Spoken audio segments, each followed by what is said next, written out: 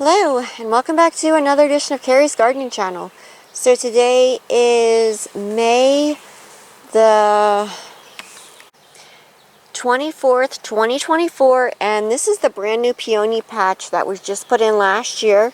And one of the peonies did bloom. I put in another patch, and I've seen some buds starting to come in that one. And this one here is a gorgeous peony. You can see some of the other plants here. We did put some grass clippings down, but the weeds are still coming up. We need to put some more down to get the weeds smothered out. We did order some landscapers fabric. Sorry. We did order some landscapers fabric, and we have that coming, so we're going to be putting that down and the flower beds this year. I think it's the silk fence like landscapers fabric. But look how gorgeous this is.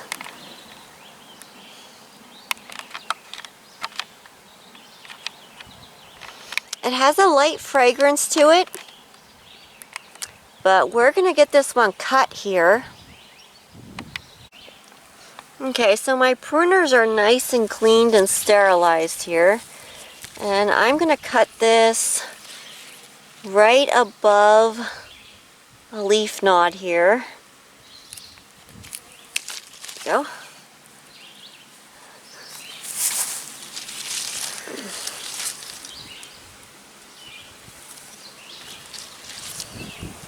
Look how gorgeous that is. That is beautiful. So this is going to continue to give the plant energy and recharge the plant from the sun shining. But I think I'm missing one of my peony plants. I think it may have gotten in that section over there, and I think it may have accidentally got tilled up. Because I had one that was pretty large. It was the first one to come up. It wasn't this one. It had a stone back at it. And it was back along the back, and I cannot find it.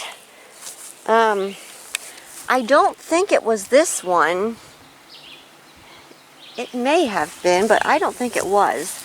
I had another one that was actually going to bloom, and something ate the bloom of it, so that one there is not going to be blooming. But I have seen some buds in the ones over at the garden. And the white ones were some other peonies that I cut from some plants that we had from before. And I'm going to be stripping all of the foliage off of this one, except for the top foliage there. And when you use yours in an arrangement, you do not want to have any foliage under the water, because that'll cause bacteria to start growing. So I have some videos on my channel for doing arrangements with peonies, and you can check those out. I'll put a link for one at the end of this video. You always want to cut your stems on a 45-degree angle. Now, you can harvest these when they are more closed.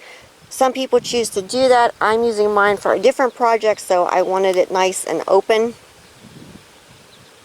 So that's why I chose to cut it this way. That, and we like them when they're really puffy. So it looks pretty when you put them in a vase. You can mix these with irises. You can mix them with statice. You can mix them with your snapdragons, Dusty Miller. You can mix them with all different types of things. That would actually look beautiful with this carnation back here. This is a raspberry ripple carnation. It's one that I just started growing this year. I decided to try it, and it started blooming. It is absolutely beautiful. It will look really pretty mixed in with that peony. So you put in some carnations, some different color status, and with your peonies, it's beautiful. And that's the raspberry ripple carnation there. You can arrange it a little bit different once you get it in your vase. Always cut your stems at a 45-degree angle so that your flowers can take up the water.